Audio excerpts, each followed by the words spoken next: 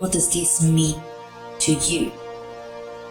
How can you transform a humanity lockdown into a meaningful and purposeful situation?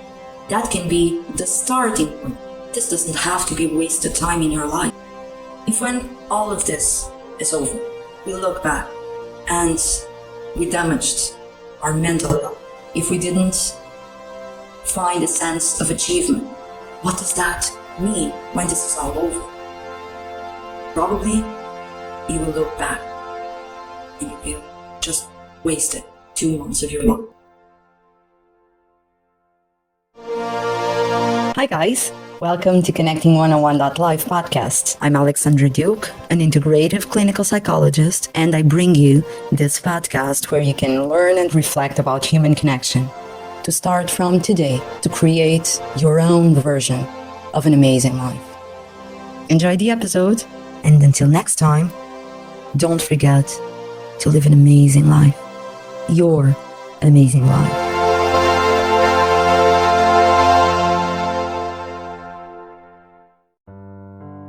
Hi guys. Now basically a big chunk of the world is in lockdown.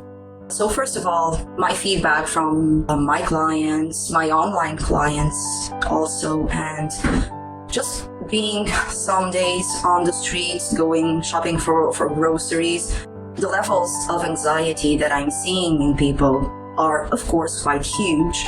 So I would like to reflect a bit on that and to ask you to ask yourself the question, where is all this anxiety, all this fear coming from? And of course there are some obvious reasons. We are in lockdown, we are freaking out about this virus that's taking so many lives, and it has spread already throughout the world. Not that many countries are still feeling safe and off of this collective struggle that we're all living. This anxiety comes from mainly the fear of the unknown. Our daily routines have completely shifted. We are locked home with our families, and not that we have loads of time available to connect with each other, because most of us are working from home and managing things at home. And if you have children, that's a struggle in itself, how to keep the kids entertained in a growing way, not just in a numbing way. But the challenge that this brings us is huge by itself. And the fear of the unknown is just a starting point. To manage all different things in our lives from home, to manage all the relationships that we kind of have at home, to not being allowed to just connect with other people, to have human touch. At this time, everything is changing. So my first piece for this emotional safety kit is acceptance. And you might laugh when I say acceptance, because how can we accept this situation? How can we resign to just staying at home and forgetting about our lives? First of all, acceptance is not resignation. Acceptance is looking at things the way they really are. Not from our fears, not from our expectations, not from our wishes, but as they really are, without taking them personally. So this virus is not doing this to me personally. I know there's a lot of comments on the internet, social media, about how this is a way nature has to rebalance the world, and I have some sympathy towards that. But from a mental health perspective, that's not very helpful. The reason why it's not very helpful is because we feel that we are being punished.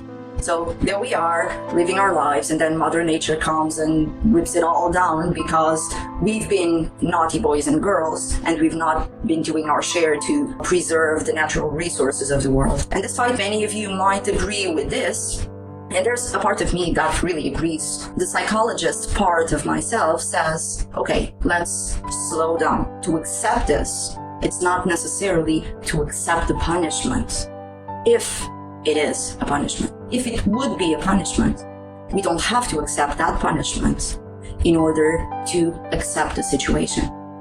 So if I wake up in the morning and I open my eyes, I see there's a beautiful sunshine out there, or not, or it's raining, and the first thought in my mind is, another day stuck at home.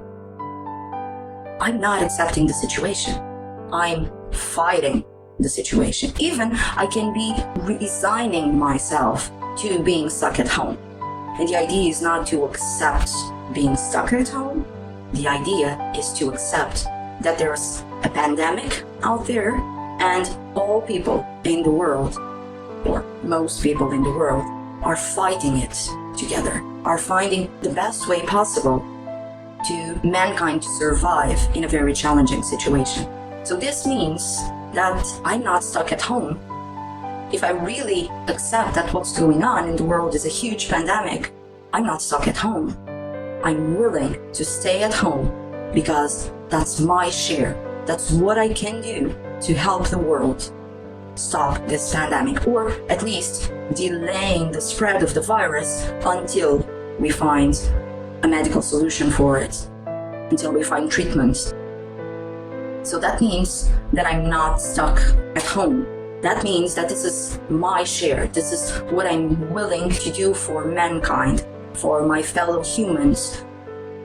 So when I say this to myself, when I stop that automatic thought in the morning, as soon as I open my eyes, here I am stuck at home again. When I stop this thought, when I transform, not stop, I acknowledge the thought, I look at it, I observe how it makes me feel, and then I transform it into a choice. I'm not stuck at home because the government is saying that I need to be stuck at home. That's also real. But my share is I choose to be stuck at home.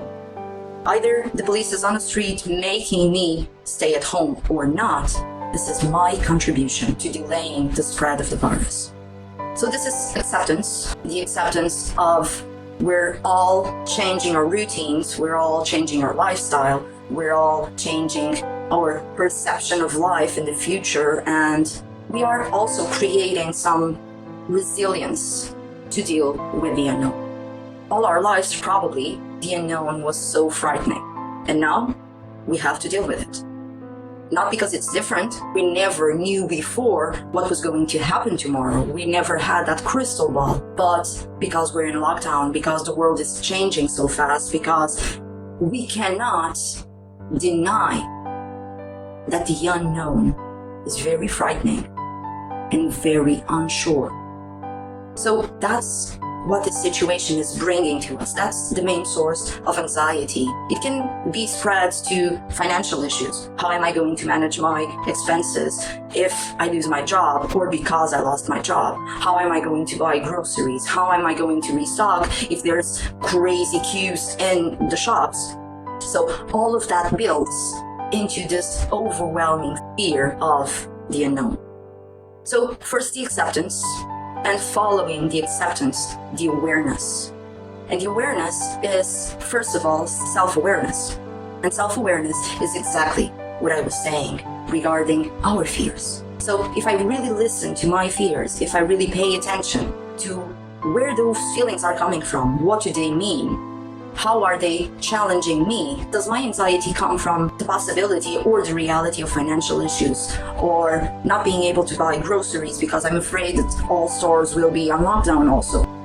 Or am I afraid to be stuck again in the same house with my partner, my kids, my whatever member of my family?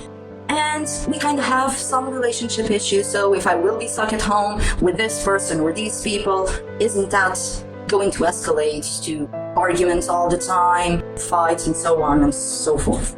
So first of all, where are my emotions coming from and what do they mean? And where do I feel them in my body? Is there tension on my shoulders? Is my chest feeling tight? Is my belly ready to explode? What does that feel like to you? So first of all, again, acceptance that reality is just reality, not good, not bad. It's just the way it is. Then awareness of how my body feels and how am I feeling based on this reality, based on what's really going on in the world and what's really going on in my personal life. How does that reality affect my normal way of living? You see, our brains feel very comfortable when there's some familiarity. So if it's familiar, if I have a familiar routine, an everyday routine, I wake up in the morning, brush my teeth, have a shower, have breakfast, get off to work, do whatever I need to do, come back, have dinner, go to bed, maybe catch a series on Netflix or whatever. If that's my routine, my brain feels, okay, this is perfect. I feel safe. This feels familiar. But what this lockdown and this virus is bringing us is there's no possibility of routine. You're disrupting every routine. Even for people that are still going out to work, they don't have the same routine. It's impossible for them to have the same routine. They won't have the same type of clients, the same type of patients if we're talking about health professionals, which thankfully are still working and doing a wonderful job helping us all. But all our routines have changed. So the first reaction that our brain has is freaking out because this is not familiar. And what our brain tries to do immediately is to push us back to what's familiar. So, okay, I will be in lockdown for 2 weeks at least. So let's find something to do. Let's find another routine for me to be safe.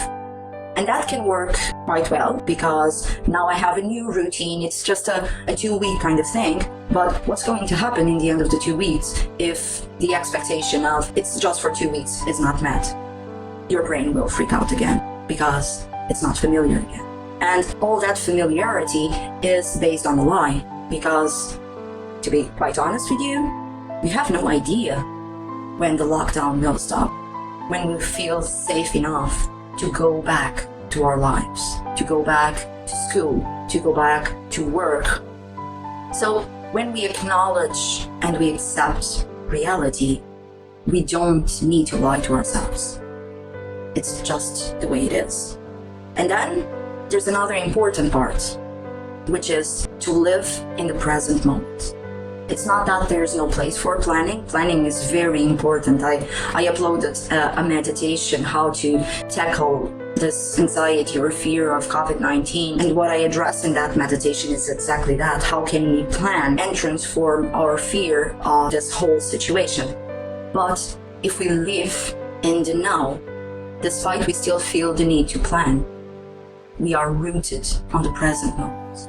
And in the present moment, whatever you're doing, when you're choosing to do it, it's the most important thing in the world. If you're washing the dishes, that's your focus at the moment. If you're connecting with your kids, that's the most important thing.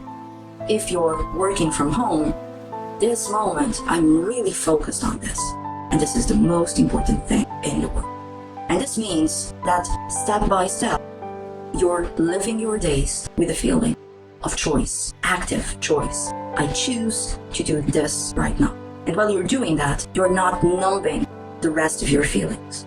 You're still observing them, you're still paying attention to them, and you're choosing to address now A, and then B, and then C, and every single day, you create your choices. And today it might be completely about connecting with my kids. So in that day that I'm connecting with them, I'm preparing the next day that I won't be able to connect with them as much because I need to work from home, for example. So I'm preparing their mindset to what's going to happen tomorrow. I'm extending, for example, some of the games or activities that I'm able to do with them today. So tomorrow they can continue to do so without me. And that can be a quite useful strategy. But what's not helpful at all is to always be linking either with the past, regretting every single day that I went to work, but now I really want to go back. That's not important. That's not where you are right now. You're here. Or, I really want to get to the time when this lockdown is over. You're not there yet. You're here. How do you choose to live this part of your life? And how you choose to live this part of your life will inform your anxiety. How you choose to live now, this part of your life happening right now, will address the next 2 measures for your mental health safety kit. So going back, the first one is acceptance of reality, awareness of your feelings, awareness of where you are, awareness of your choices, but also, very important, awareness of the people around you. How are your kids feeling? How is your spouse feeling? How are your parents, your siblings, your aunt and uncle feeling? How can you connect with them?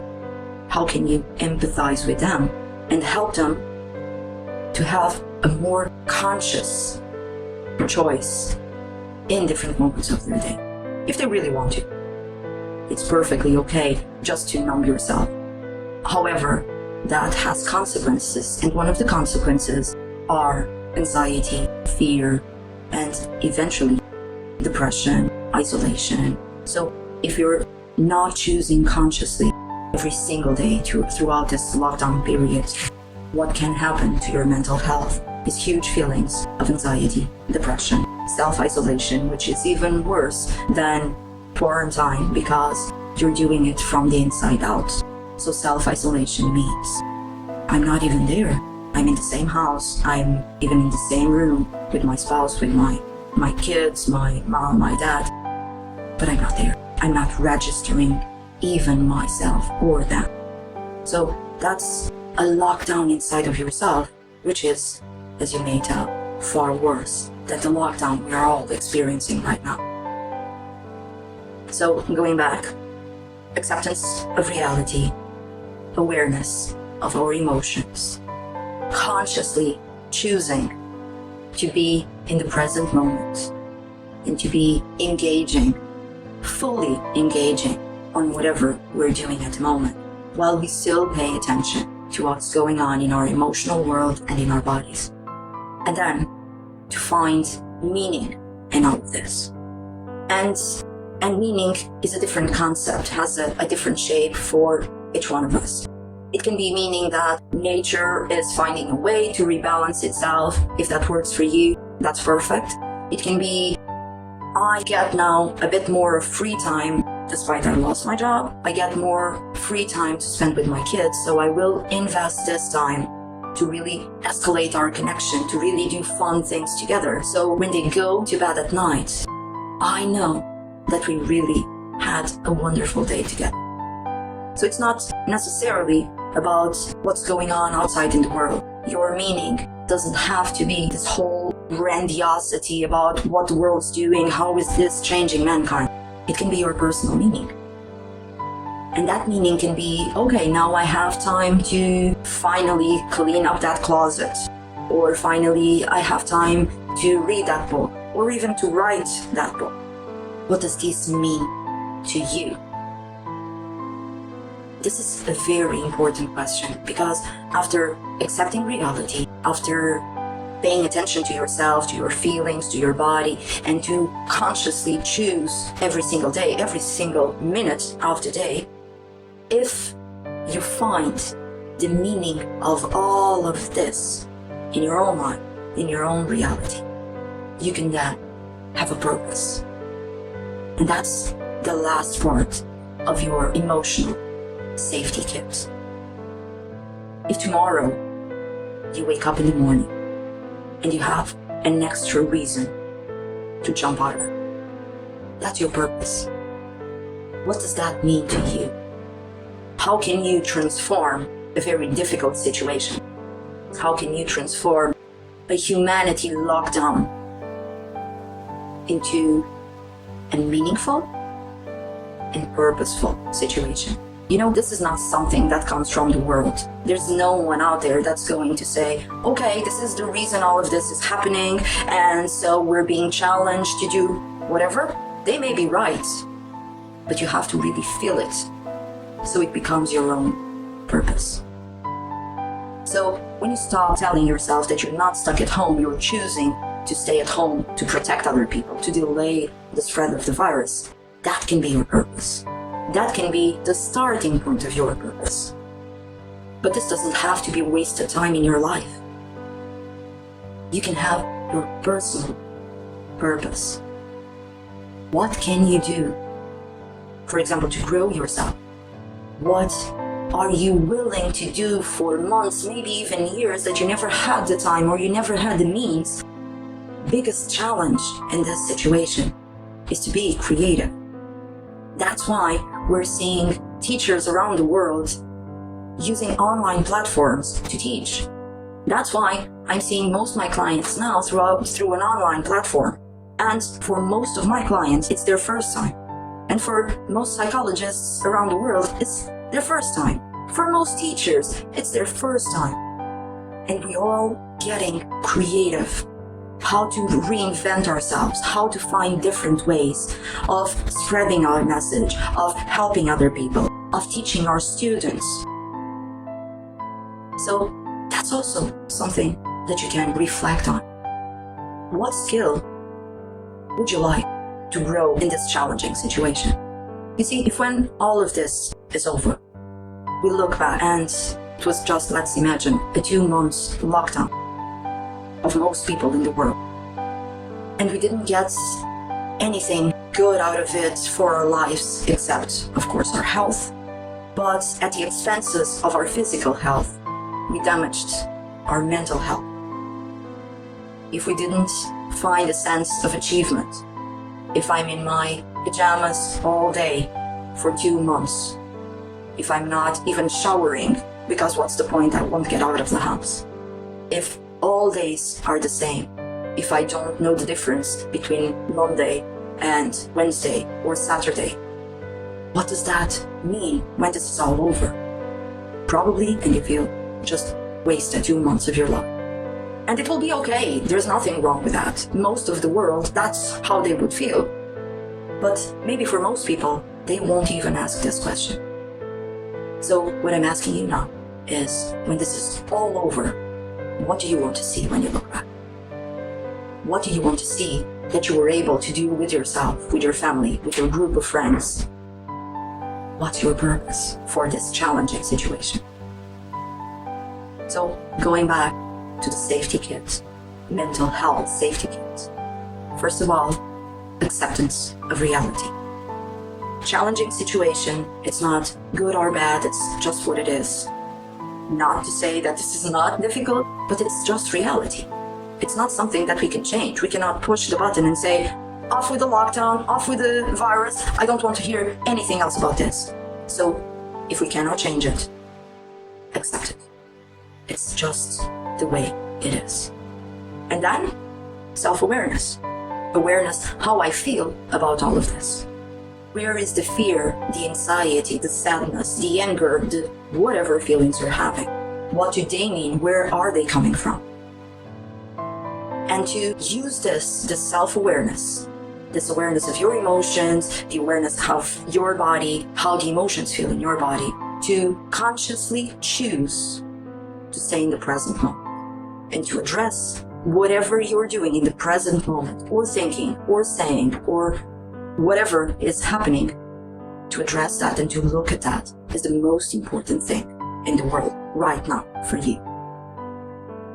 And to consciously choose whatever you're doing next, whatever even you're feeling. Feelings are not something that happen. Feelings can be controlled by yourself. If you don't want to feel sad, bring a positive feeling. What do you need to do to feel positive? Or what do you need to do to feel happy? So for some of us, we can play a song and really dance around the room and maybe even dance with our spouse or with our kids. And in the end, we're moving our bodies, we're moving our emotions. And when we stop, when we finish that song, we feel happy. So feelings are also a conscious choice. If I feel trapped, I'm not choosing consciously. So awareness of how you feel and consciously choosing what you're doing and what you're feeling. If you don't like how you feel, actively change it. Don't sit on the couch, turn on the TV just to numb your feelings. Address them, and by address them and by choosing differently, you can change them. So after self-awareness, awareness of other people.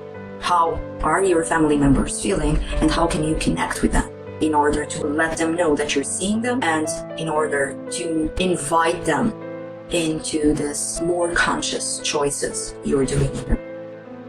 And after awareness, self-awareness and other people's awareness, what is your meaning for all this? How does this play in your life? How can you transform this? You see, There's this amazing author, Viktor Frankl. He wrote a very important book.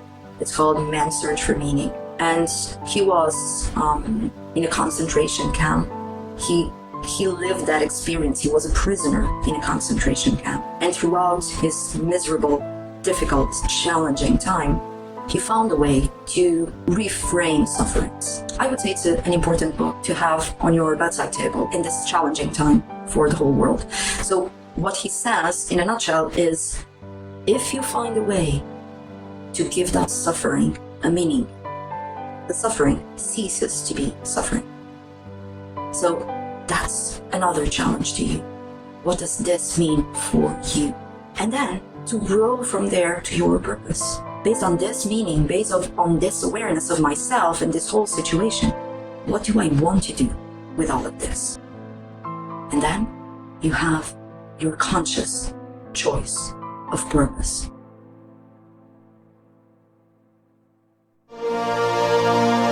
Hi guys, thank you so much for listening.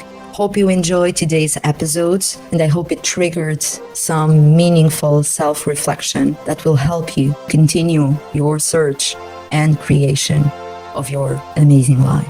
Don't forget to check out our next episode and to connect with me. And until next time, don't forget to live an amazing life. Your amazing life. Talk to you soon. All the best.